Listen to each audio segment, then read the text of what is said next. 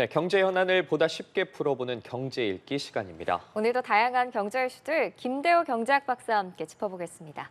어서 오세요. 오십시오. 네, 반갑습니다. 네, 안녕하십니까, 박사님. 자, 최근 정부의 어린이 제품 등 80개 품목에 대해서 KC 인증 마크가 없거나 또 신고 승인을 받지 않은 경우 해외 직구를 금지하겠다고 해서 관련해서 좀 논란이 일었습니다. 그리고 정부 사흘 만에 완전 금지, 그러니까 전면 금지는 아니라고 발표를 했는데 먼저 이번 대책이 실행된 그 배경부터 짚고 넘어가 보면 좋을 것 같습니다. 예, 정부가 왜 이렇게 알리와 테무 등 해외 직구사를 통해서 들어오는 제품에 대해서 규제를 하기로 했냐면요. 그것은 한마디로 중국산 제품의 안전 기준을 위반한 제품들이 워낙 많았기 때문입니다. 특히 어린이 제품 등에서 인체에 유해한 제품들이 묻어나고 또 잘못 사용했을 때는 치명적인 사고를 당할 수 있다. 그래서 국민 안전을 또 확보한다. 그런 측면에서 나름대로 상당히 선의의 뜻으로 이런 정책을 시작을 했다고 볼 수가 있습니다. 그런데 우리 경제학에서 뜻이 선하다고 해서 반드시 그 경제정책의 결과까지 선한 것은 아니다라는 그런 교훈이 여러 사건이 있어요. 네. 예. 그래서 정책 효과, 부작용 이런 것들을 좀 더 세밀히 봤어야 했는데 정책 의지는 좋았지만 두 가지 큰 문제가 있었던 것으로 보여집니다. 지난 금요일도 이런 말씀을 좀 드렸는데요. 우선 실효가 있느냐, 검사를 제대로 하기 어려울 것이다.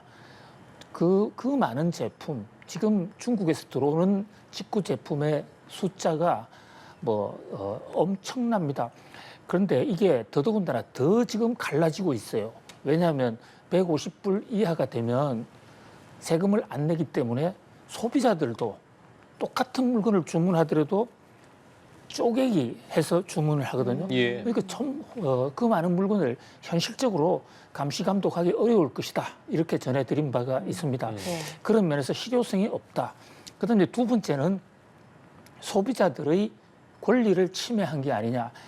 지금 중국산 이 알리, 테무 등을 통해서 들어오는 직구 제품의 가격이 국산보다 조금 싼 게 아닙니다. 아주 엄청나게 가격 차이가 크거든요. 거기에 지금 굉장히 싼 물건에 이미 산업 생태계가 돌아가고 있는 부분들이 있는데 정부가 갑자기 끊어버리면 어떡하느냐 이런 문제가 있고요. 또 일부 제품은 아예 국내에서 생산이 안 되는 품목도 있습니다. 예. 그런 제품마저도 이렇게 끊느냐. 그래서 일각에서는 빈대를 잡으려다가 초가 삼간까지 다 태운다라는 그런 얘기가까지 나왔죠. 사실 빈대는 잡아야 됩니다. 그래서 빈대를 잡겠다는 정부의 국민 안전과 보건을 확보하기 위한 의지, 이것은 높이 평가할 수가 있지만 그 방법에서 빈대만 정확하게 정밀 타격을 해야 되는데 가장 쉬운 방법 중에 하나가 집에 전부 불을 내면은 빈대는 확실히 죽지만 사람이 살 집도 없어지지 않습니까? 예. 바로 그런 면에서 이번에 정책의 큰 실패다. 그러니까 좀 많이 성급하지 않았느냐. 근데 이게 인체와 관련된 부분일까요? 이 단속을 좀 지체하면 추가적으로 인체 유해한 제품이 들어와서 특히 어린이 등의 치명타를 줄 수 있다라는 그런 어떤 우려 때문에 정부가 상당히 서둔 것으로 보이는데요. 예. 그러나 정말 이런 정책, 특히 이것은 국내 소비자 문제뿐만 아니라 외국과의 통상 문제까지도 연결될 수 있는 만큼 아주 과학적이고 정밀하게 추진했어야 되거든요.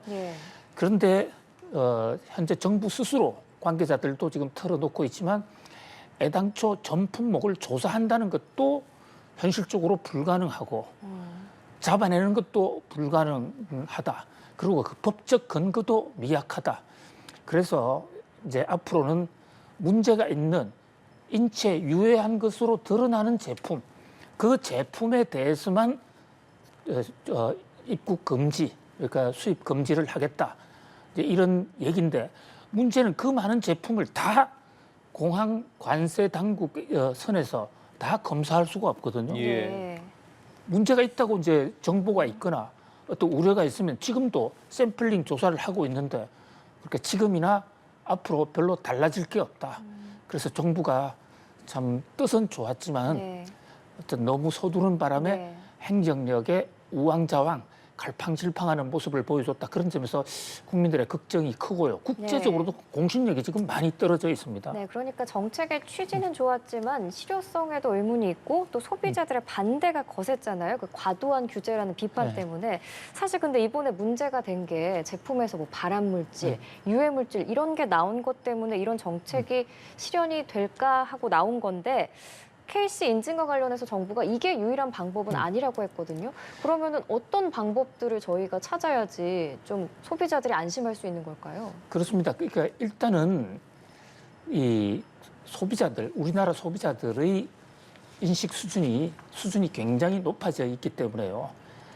해외에서 들어오는 제품에 어떤 위해성 조사해서 수시로 꾸준하게 발표해 주는 것만으로도 굉장한 효과가 있을 것 같고요. 예.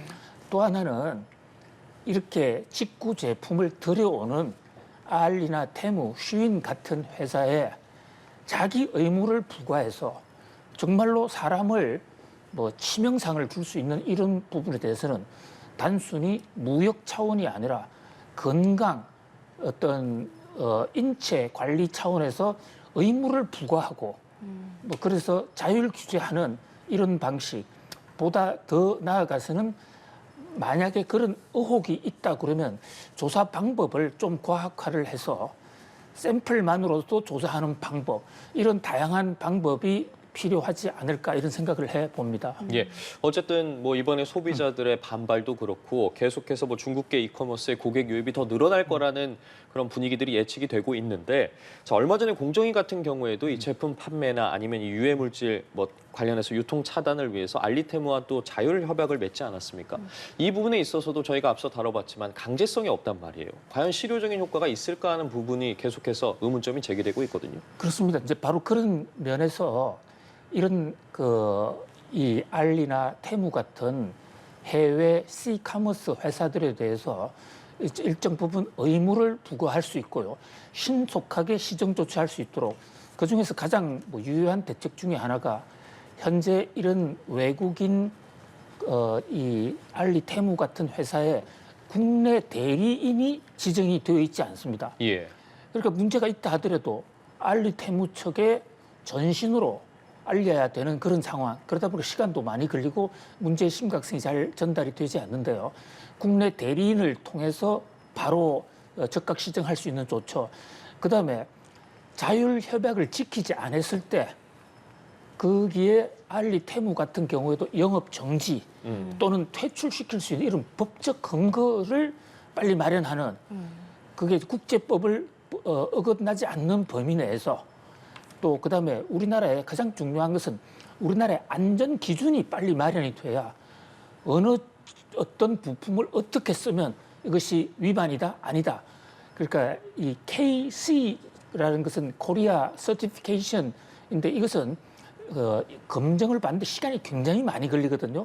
그 문제가 아니라 당장에 물건이 국경선을 넘어올 때 이런 제품들, 이런 어떤 유해 물질을 포함하고 있으면 정밀 검사를 한다든지 2단계, 3단계 검사를 한다든지 이런 어떤 신속한 다양한 조처가 필요할 것으로 보여집니다. 네, 앞서서 말씀을 해주신 것처럼 뭐 정책의 취지가 선하다고 해서 그 결과까지 항상 좋은 건 아니다라고 해주셨잖아요. 이렇게 번복이 되면 소비자들, 국민들 혼란만 가중이 되는데 앞으로 정부가 정책 신뢰도를 좀 회복하고 높이려면 어떤 방법을 써야 할까요? 그렇습니다. 경제학 교과서에요. 모택동 참새라는 그런 이론이 있어요. 예. 모택동 참새? 예, 1955년에 중국을 건국한 마오쩌둥, 중국의 극부입니다. 쌀 생산을 늘리려고 하다 보니까 현장에 나가 보니까 참새가 쌀을 갉아먹는 거예요. 그래서 참새를 잡자 해서 전 국민 참새 박멸 운동을 벌였습니다. 예. 그래서 참새를 한 해 동안 2억 마리 이상 잡았어요. 그런데 문제는 쌀 생산이 훨씬 더 줄었습니다. 참새를 잡았더니. 예, 참새 네. 잡았더니 쌀이 예. 그냥 완전히 흉년이 된 겁니다. 왜 그래 됐냐면 참새가 쌀만 먹는 게 아니라 거기에 그 병충, 해충 이것도 잡아먹는데 예. 참새가 없어지니까 병충해가 창궐을 해서 쌀농사를 아주 근본적으로 없앴던 겁니다. 바로 이 대목이 의지는 선한 목적이었다 하더라도 결과는 나쁠 수가 있다. 이런 것이거든요.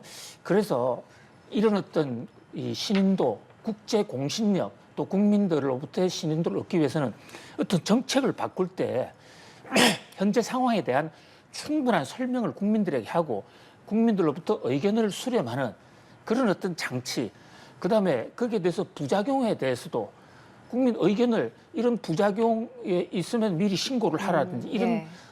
사전적 어떤 준비를 좀 더 완벽하게 할 필요가 있다.